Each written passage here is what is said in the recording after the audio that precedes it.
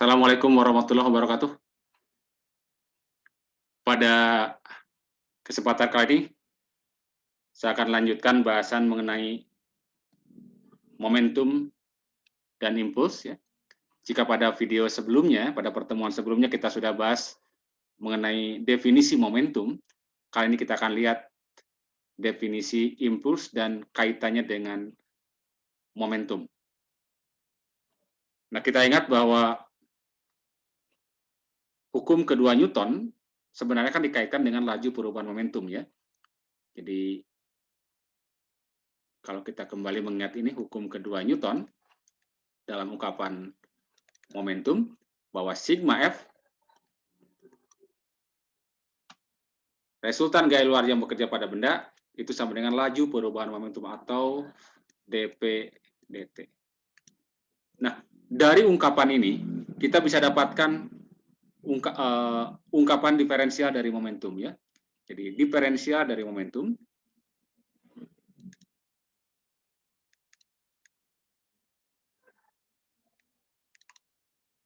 ini bisa kita dapatkan adalah dp sama dengan sigma F dt, itu kan ya. Nah, untuk mendapatkan momentumnya setiap saat, ya, kita bisa lakukan integral, ya. Jadi kita integralkan diferensial ini. Nah, ketika ini diintegralkan, maka yang diperoleh adalah perubahan momentum delta P. Ya, coba bayangkan integral dp kan ya. Oke, dengan dari P dari 0 atau dari P0 sampai harga P tertentu, ya. Kita akan dapatkan perubahan. Nah, ini berarti integral katakan dari T0 sampai harga T tertentu, ya. Sigma F dt.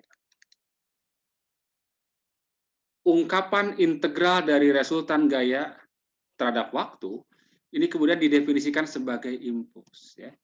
Oke, definisi bahwa impuls adalah, ya,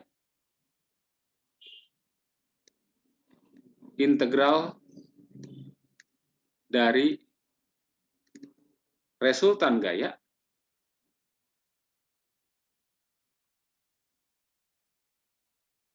terhadap waktu, ya, dalam selang waktu dari T0 sampai harga tertentu, ya. Jadi kita tuliskan I sama dengan integral T0 sampai T dari sigma F dt. Oke, ya. Ini definisi dari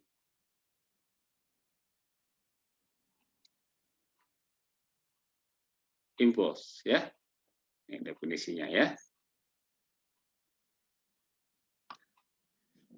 Nah, secara umum bahwa resultan gaya boleh jadi merupakan fungsi dari waktu. Sehingga misalnya kita bisa gambarkan dalam grafik, ya. Kalau kita punya grafik,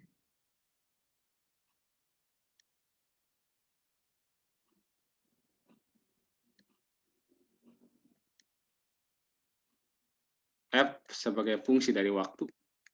Nah, misalnya grafiknya seperti ini, ya. Grafiknya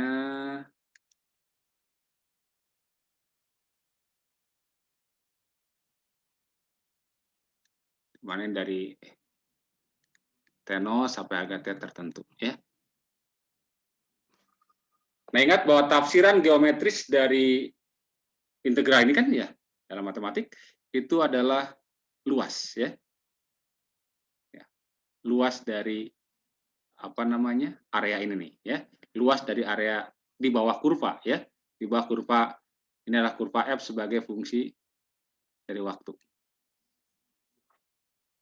Nah, namun kalau kita ungkapkan dalam ungkapan ini, ya, kalau bisa kita ingat bahwa untuk mencari luas itu yang paling gampang kalau seandainya bentuknya berupa bidang, ya, atau misalnya segitiga, yang beraturan, ya, segitiga atau segi empat, ya, atau trapesium itu kan mudah kita dapatkan. Nah, bagaimana kalau bentuknya seperti ini, ya? maka kita bisa ambil rata-rata. Caranya apa? Caranya bahwa luas ini ya disamakan dengan seandainya kita punya sebuah bidang yang dibatasi dari T0 dari sini ya. Dari sini sampai harga T tertentu. Ya. Dan F-nya dalam hal ini disebut sebagai F rata-rata. F rata-rata. Oke, ya.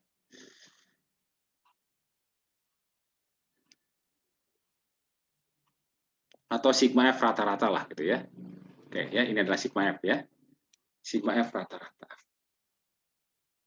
Berarti luas ini nih ya, luas di bawah kurva ini bisa kita tuliskan menjadi luas ini kan sebenarnya integral tadi ini ya. Jadi integral dari T0 sampai T sigma F dt. Jadi kita samakan dengan sigma F rata-rata dikalikan apa? Ini kan luas ini, luas segi 4 nih ya. Berarti kan sigma F rata-rata dikalikan dengan panjang ini kan ya. T dikurangi dengan T0 atau delta T ya. Dikalikan dengan delta T. Oke, jadi ini ke sini itu kan delta T ya. Oke.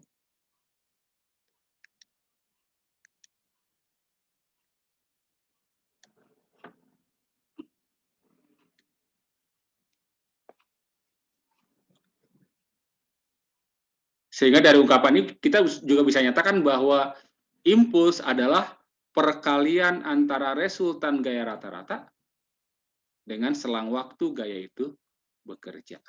Ya. Jadi perkalian antara, jadi impuls dapat dikatakan ya,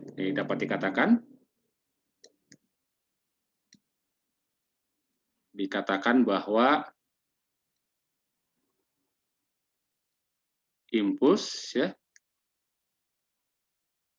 adalah perkalian antara gaya rata-rata yang bekerja pada benda dan selang waktu gaya itu bekerja ya.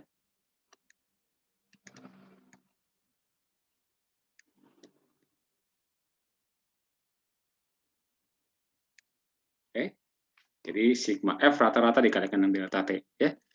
Jadi selain diungkapkan oleh I sama dengan integral F dt, maka impuls juga bisa diungkapkan sama saja dengan sigma F rata-rata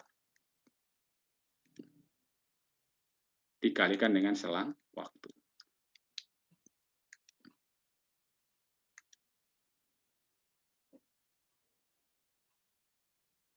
Dalam kehidupan sehari-hari tentu saja banyak peristiwa-peristiwa yang berkaitan dengan impuls ya. Ketika bola sepak ya ditendang misalnya, itu ada gaya yang diberikan oleh kaki pada bola dan terjadi dalam selang waktu tertentu, itu ada impuls ya. Kemudian bola tenis juga dipukul gitu atas hal-hal yang berkaitan dengan peristiwa tumbukan ya. Pada peristiwa tumbukan akan ada gaya yang bekerja dalam selang waktu tertentu, maka akan ada impuls. Nah, kalau kemudian kita lihat lagi ke rumusan awal di sini dari hukum kedua Newton, ini kan sebetulnya tidak lain delta P ya, delta P ya. Mohon maaf ini apa namanya? Tanda vektornya terlewat. Oke. Jadi integral ini kan tidak lain apa? Delta P. Karena kita sudah definisikan sebagai apa? Impuls, berarti kita lihat jelas bahwa delta P ini sama dengan apa? Impuls. Itulah yang disebut dengan prinsip impuls dan momentum ya. Jadi prinsip impuls dan momentum. Jadi ungkapan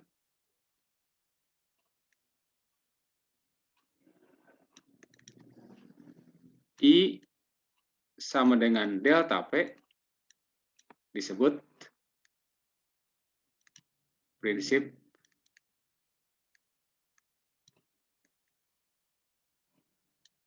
impuls dan momentum.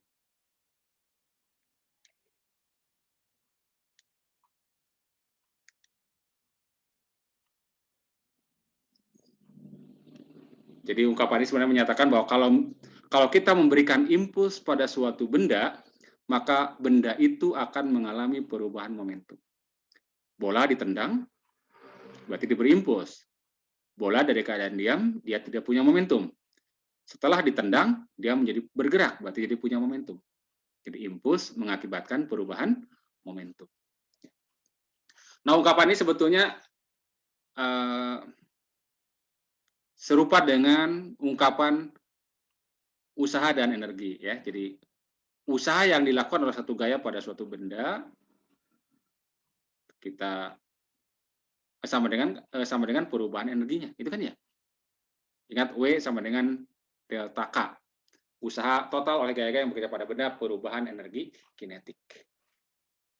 Ini serupa ya. Impuls yang diberikan pada benda sama dengan perubahan momentum ya. Nah, perbedaannya di mana ya? Kalau dalam konsep usaha energi atau prinsip usaha energi itu ada gaya yang bekerja dan perpindahan ya. Di sini gaya yang bekerja dalam selang waktu tertentu. Usaha ya ingat F dot delta R ya. Di sini I sama dengan resultan gaya rata-rata dikalikan dengan delta T. Jadi serupa sebetulnya ya, serupa.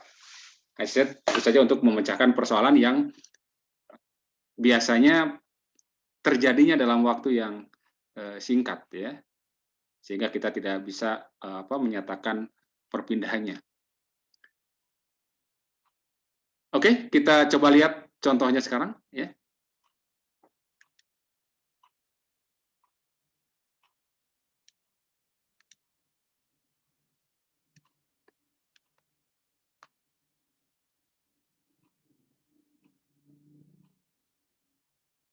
Mobil bermasa 1.500 kg menabrak dinding dengan kecepatan min 20 I meter per sekon.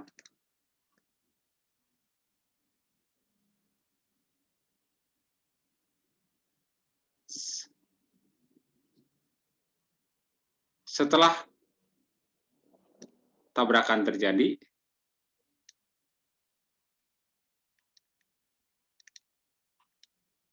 mobil terdorong mundur ya, terdorong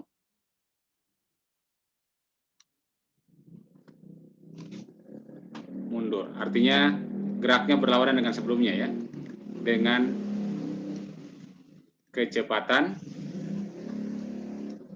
4 I meter per sekon.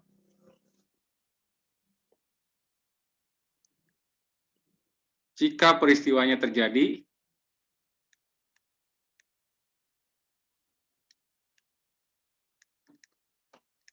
dalam waktu 0,01 sekon,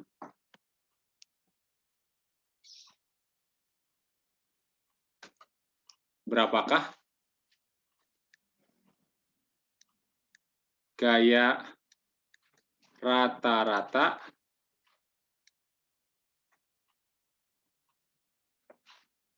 dari dinding pada mobil? Jadi berapakah gaya rata-rata yang diberikan oleh dinding pada mobil? Ya.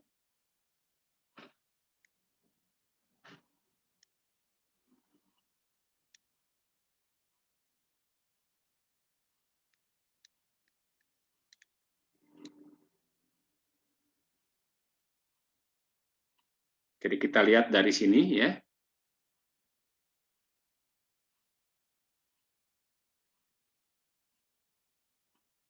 Saya ini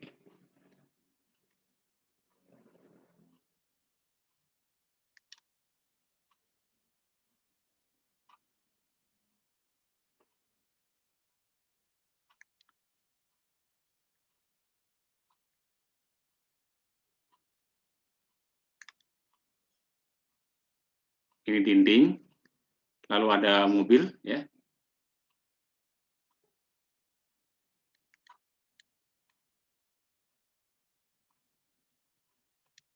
Mula-mula dia geraknya ke sini nih. Misalnya kecepatannya V1. Ya ini min karena ke arah kiri ya. Atau di sini sudah disebutkan nih min. Jadi ini bisa sumbu X-nya ke mendatar ya, sumbu X. Min 20 I meter per sekon. Ini kondisi sebelumnya ya. Sesudahnya Pak, sesudahnya menjadi mundur ya. Kalau saya gambarkan sesudahnya menjadi V2 ya.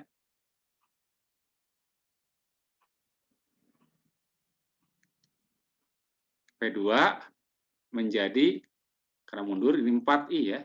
4I meter per sekon. Dan peristiwa tabrakan terjadi dalam waktu 0,01 sekon. Nah, yang dicari adalah apa? Resultan gaya rata-rata ya, atau gaya rata-rata.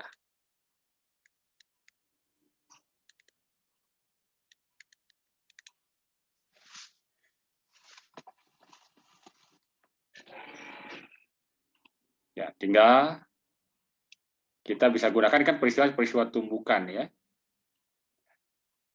Tumbukan jadi mobil yang semula bergerak kiri karena menabrak dinding kemudian balik lagi ke kanan mundur ya. Cirinya ada gaya rata-rata dan selang waktu, maka kita bisa gunakan prinsip impuls momentum ya. Jadi prinsip impuls momentum menyatakan bahwa impuls sama dengan perubahan momentum. Impuls sama dengan perubahan momentum. Berarti nah karena yang bisa ada rata-rata ya, sigma F rata-rata ya dikalikan dengan delta T sama saja dengan perubahan momentum. Ingat momentum kan massa kali kecepatan kan ya. Massa kali kecepatan. Massa mobilnya sudah tahu nih 1500 ya. 1500. Jadi M-nya 1500. M 1500 kg. M dikali delta V. Ya. Perubahan momentumnya ya. Berarti sigma F rata-rata dikalikan dengan selang waktunya adalah 0,01 sama saja dengan massanya 1500. Nah, ingat yang namanya perubahan kecepatan itu berarti kecepatan akhir kurangi kecepatan awal, atau kalau saya boleh tulis lagi M kali V2 dikurangi V1. Masukkan V2-nya adalah 4I dikurangi V1-nya min 20I ya. Min 20I.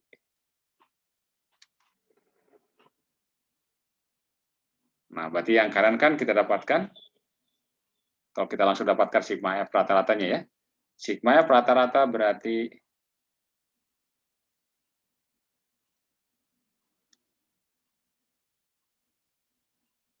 ini kan 4 ditambah 20, 24 ya. 24. 24 dikalikan dengan 15.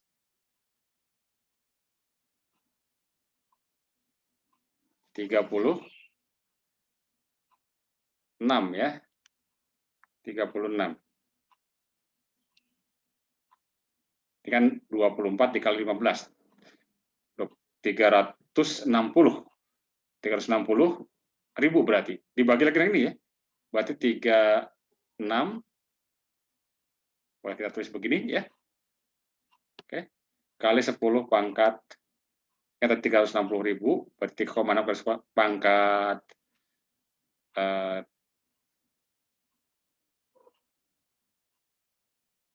36.000 nih ya, 36.000 berarti 3,6 kali 10 pangkat 3 ya. Ini lagi dibagi dengan 0,01 ya. dibagi 10 pangkat min 2 berarti 10 pangkat 5 ini. Ya. Satuannya dalam arah I ya, dalam arah I dengan satuan Newton. Nah, tanda ini menunjukkan apa? Gaya diberikan oleh dinding pada apa? Mobil berarah kemana? Ke kanan kan ya? Ke sumbu X positif. Ya. Oke. Jadi besarnya 3,6 kali 10 pangkat 5. Ya.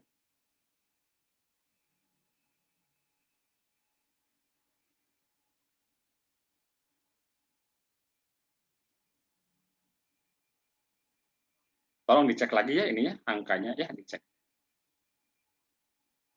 24 dikali 15, 300 ya. Wah, ini berarti 30.000 ya. 30.000. Berarti ini pangkat 6, sorry ya, ini pangkat 6. Oke lah ya, hitungnya yang penting konsepnya ini, nah, tolong hitungnya dicek. Jadi 3,6 kali 10 pangkat 6 I Newton. Oke, itu contoh yang pertama ya.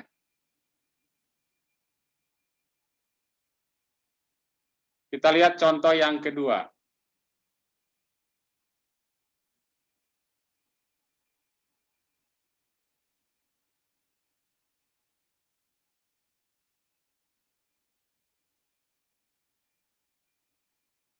Mobil, masih tentang mobil ya. Mobil 1000 kg yang sedang bergerak dengan kecepatan tetap ya.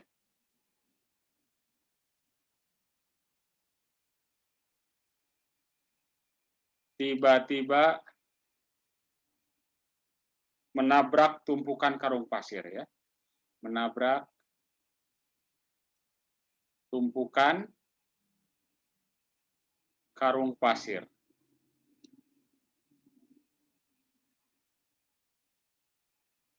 Sehingga akhirnya berhenti ya. Sehingga akhirnya berhenti.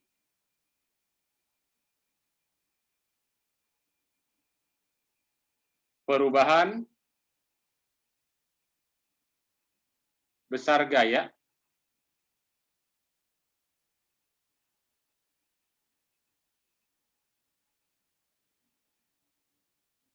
yang diberikan ya,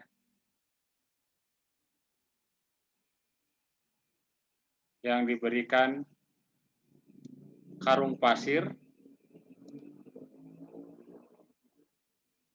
pada mobil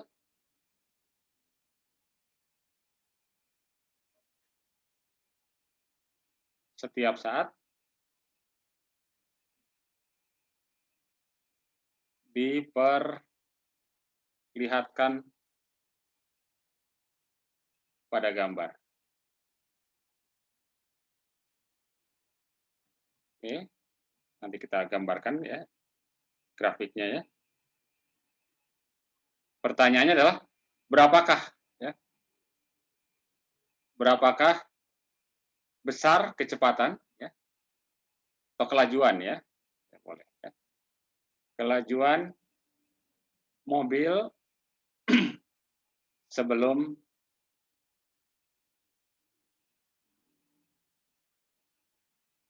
menabrak ya. Sebelum menabrak karung pasir ya.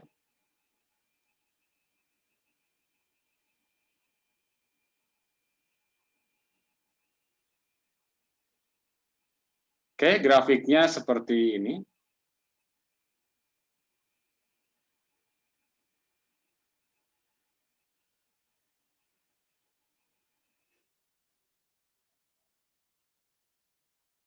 Ini gaya F dalam Newton. Ini T dalam sekon.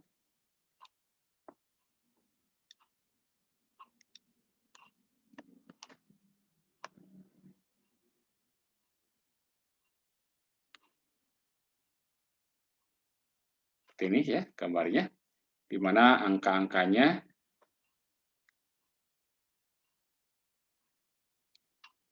Mi 4, di sini 5. Ya. Nah, yang ditanyakan adalah kelajuan mobil atau besar kecepatan dalam hal ini ya. Besar kecepatan mobil sebelum menabrak karung pasir ya.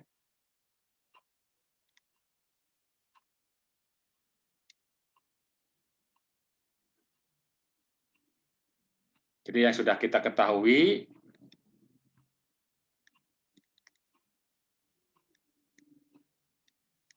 pertama adalah masanya ya. Massa mobil 1000 kg.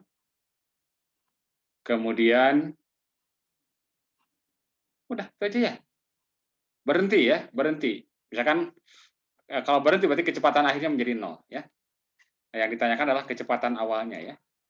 Karena sebelum menabrak. Ya, katakan V0 kecepatan awalnya. Ini berapa? Kembali kita lihat bahwa peristiwa ini adalah peristiwa tumbukan sebenarnya ya.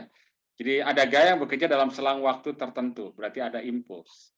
Dan impuls selalu mengakibatkan perubahan momentum. Ya. Dan kita lihat ada perubahan momentumnya kan ya, karena dia awalnya punya kecepatan, akhirnya menjadi 0. Sehingga kita gunakan bahwa impuls atau perubahan momentum sama dengan impuls. Nah, dari grafik F terhadap T, itu kan tinggal mencari apa? Mencari luas. Dalam hal ini luas apa? Ini bentuknya berupa segitiga. Gitu. Nah, delta P-nya adalah massa dikalikan dengan perubahan kecepatan. Ingat, luas segitiga apa? Luas segitiga adalah setengah alas kali tinggi kan ya? Berarti masanya masukkan, masanya 1000. Perubahan kecepatan adalah akhir kurangi awal. Berarti berarti V0, P dikurangi V0. Berarti 0, akhirnya 0 dikurangi awalnya V0. Nah, min V0 ya. Setengah, panjang alasnya berapa? 5 kali tingginya 4 ini ya. Oke. Berarti min 1000 V0 sama dengan 4 bagi 2, 2 kali 5, 10 ya. 10.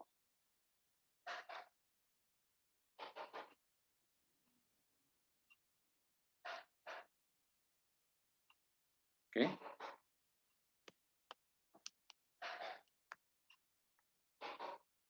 Kecil sekali, sorry. Ini bukan Newton, ini satuannya, sorry ya. Ini satuannya kilonewton ya. Kilonewton. Oke. Berarti kalau kilo, berarti tingginya ini 4 kilo ya. 4 kilo itu berarti 4 kali 10 pangkat 3 ya.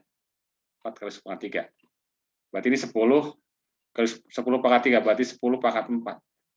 Dengan demikian kita dapatkan V0-nya adalah 10 pangkat 4, 10.000 dibagi dengan 1000, berarti 10 ya. 10 meter per sekon. Oke. Negatif ya. Apa artinya negatif? Berarti arah kecepatan berlawanan dengan arah gayanya ya.